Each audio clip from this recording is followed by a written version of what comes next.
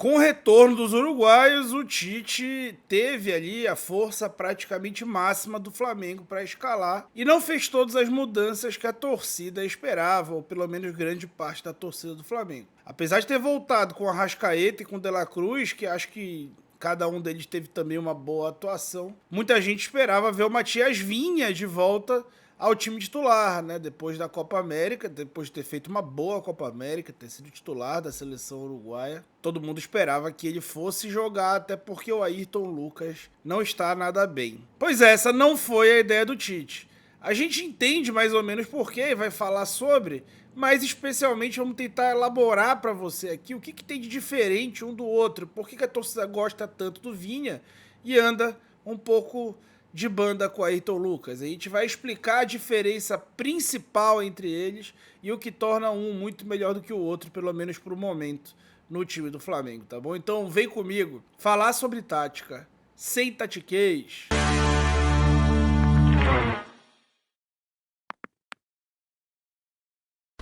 Já deixa o like nesse vídeo pra gente alcançar o máximo número de pessoas e todo mundo aí tá entendendo exatamente qual que é a melhor opção para a lateral esquerda do Flamengo no momento. Então deixa o teu like aí e vamos lá para análise. Gente, o Flamengo tem dois laterais diferentes entre si. O Ayrton Lucas é um jogador que vai enxergar eventuais espaços, mas vai entender esses espaços muito mais ele se projetando frente às situações, né? Como nesse lance, a bola chega para o De La Cruz aos 14 minutos do primeiro tempo e o Ayrton Lucas já tá pensando em receber essa bola, né? Ele tá ali querendo se projetar na profundidade para ser ele a flecha a ser acionada. E o De La Cruz vai ser muito feliz no passe e o Ayrton vai ter o contexto que ele mais deseja, né? Que é essa chegada de força no duelo físico, mas uma jogada de força e linha de fundo para ele poder fazer uma boa jogada, como ele deu um ótimo passe para o Pedro na marca do pênalti. O Pedro não chutou travado, ele meio que evitou a dividida, né? Até critiquei bastante essa jogada do Pedro, por sinal, mas foi uma boa participação do Ayrton Lucas, por exemplo, que talvez tenha ficado apagado frente a outras decisões. Isso não foi a única vez, isso aconteceria novamente no jogo, né? Agora o Davi Luiz acionando ele na profundidade. O Ayrton é um jogador que gosta de ser acionado na profundidade. Na hora de fazer o jogo mais cadenciado, o jogo de passes, o Ayrton vai ser um cara que ele vai dar muitos desses passes para trás. Aqui o Flamengo vai sair construindo e o De La Cruz aparece já como uma opção pro Ayrton progredir, né? Dar esse passe para frente. A saída de bola do Flamengo sofre bastante e o Ayrton acaba sendo um dos responsáveis. E não tem essa característica de dar esse passe para frente e perde na mesma jogada duas janelas de passe de ruptura, né? Muito raro ele aproveitar essas janelas, ter a velocidade de pensamento de dar o passe e ter a confiança de dar esses passes de ruptura. E aí ele vai voltar o lance até a zona que volta a ser pressionada muitas vezes, a depender do adversário. Não foi o caso, o Davi conseguiu progredir nesse lance. Aqui de novo a gente vai ver, ele vai receber do Pulgar já numa zona mais final do campo,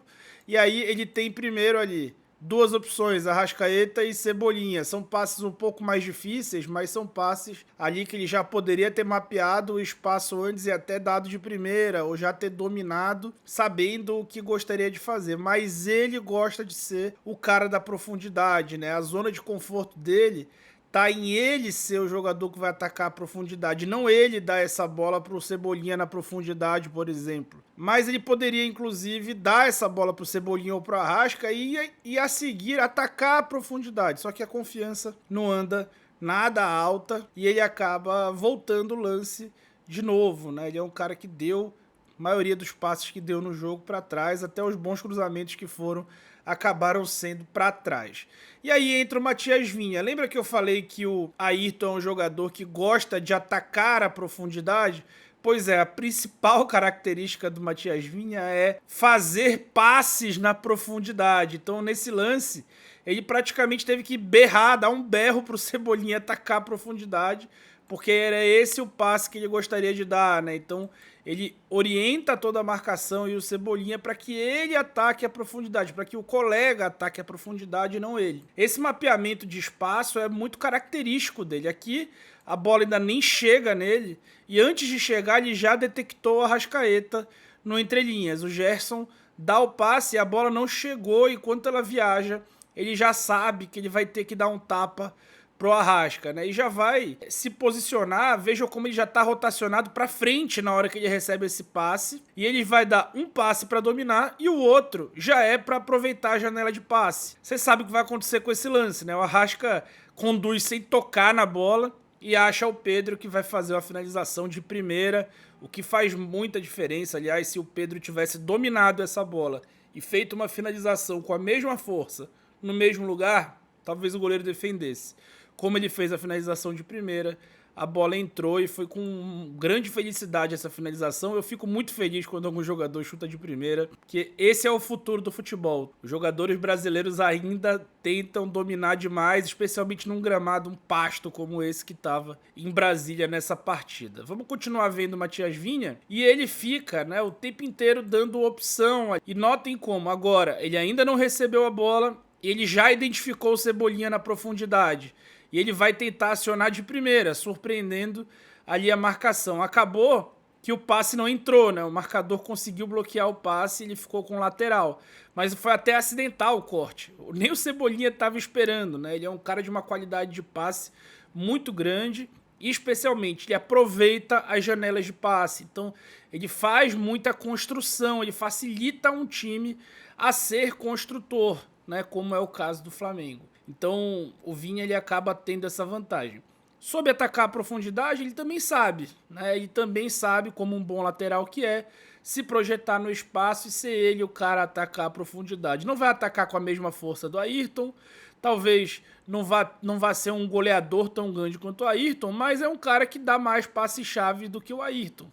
Tá? De acordo com o Sportbase, 1.5 contra 0.8, então o dobro. E é um jogador que dá mais de 50% mais passes em profundidade, que são muito necessários, mais de 50% a mais do que o Ayrton de passes em profundidade, o que é muito necessário para um lateral. O lateral ele tem que ser um cara que vai acionar a profundidade, além de ser acionado, né? Vai construir jogadas por ali. Mas a torcida do Flamengo tem que valorizar alguma coisa dos dois. O que a torcida precisa valorizar é a diversidade entre eles. Eles são de fato atletas muito diferentes, mas isso é legal. O Flamengo pode ter, e o Tite podem ter, a sua variedade de jogo pautada em qual lateral vai usar. Já que isso também acontece entre os pontas, né? Tendo em vista que um dos pontas é o Bruno Henrique, é um cara que gosta de atacar a profundidade o tempo inteiro, e o outro ponta é o Cebolinha, que é mais um construtor pelo lado do campo. Esses caras podem alternar bem, tendo casais, digamos assim. O Vinha, teoricamente, casa até melhor com o Bruno Henrique do que com o Cebolinha, mas o Ayrton não tem casado bem com ninguém, né? Porque essa falta de construção dificulta em partidas que tem adversários mais fechados. Então, se você tem um adversário fechado, você precisa desse cara que vai encontrar janelas de passe, que vai saber jogar pelo meio congestionado. Então, me parece bem óbvio que o Vinha é a melhor escolha. Em jogos contra adversários mais, teoricamente, ali do mesmo nível do Flamengo, pode ser que o Ayrton seja uma válvula de escape importante, apesar de que defensivamente, apesar do Ayrton não ser ruim defensivamente, o Vinha é bem melhor, né? Um jogador que faz mais interceptações, que anda mais para frente, que sustenta melhor a linha defensiva. O Vinha tem muita característica de defensor. Acho que o Vinha é mais lateral, mas o Ayrton também é um ótimo lateral esquerdo e não deve ser tirado para nada. Fato é que a fase dele não tá nada boa e que o Flamengo tem uma baita opção no banco. Cabe ao treinador Tite mexer, intervir, porque também faz parte da meritocracia que ele tanto prega, compreender que quando é hora de um sair e quando é hora de outro entrar, porque faz por merecer. O Vinha, sem dúvida, foi o grande fator de mudança do jogo do último sábado e, como a gente mostrou aqui, teve participação decisiva na construção do gol de empate, tá bom? O que você faria se você fosse o Tite? Vinha ou Ayrton Lucas? Comenta aí, dando tua opinião, e sustente aí a sua opinião com breves argumentos pra gente conversar, tá bom? Então é isso. Muito obrigado. Eu queria lembrar você que se inscrevam no canal. A inscrição de vocês pode ser importante, a gente pode alcançar os 51 mil inscritos hoje. Além disso, eu te convido a fazer parte do clube de membros. Membros do canal do Falso 9 escutam os meus comentários táticos durante todos os jogos do Flamengo. Vocês contribuem só com R$ 5 por mês, clicando nesse botão Seja Membro aqui ou no link na descrição do vídeo. E vai ter acesso à comunidade que fica no WhatsApp. Lá eu faço comentários durante os jogos e também tem um chat com vocês. Você passa do meu telefone, a gente troca ideia direto e tudo mais, tá bom? Então é isso. Muito obrigado. E eu fui.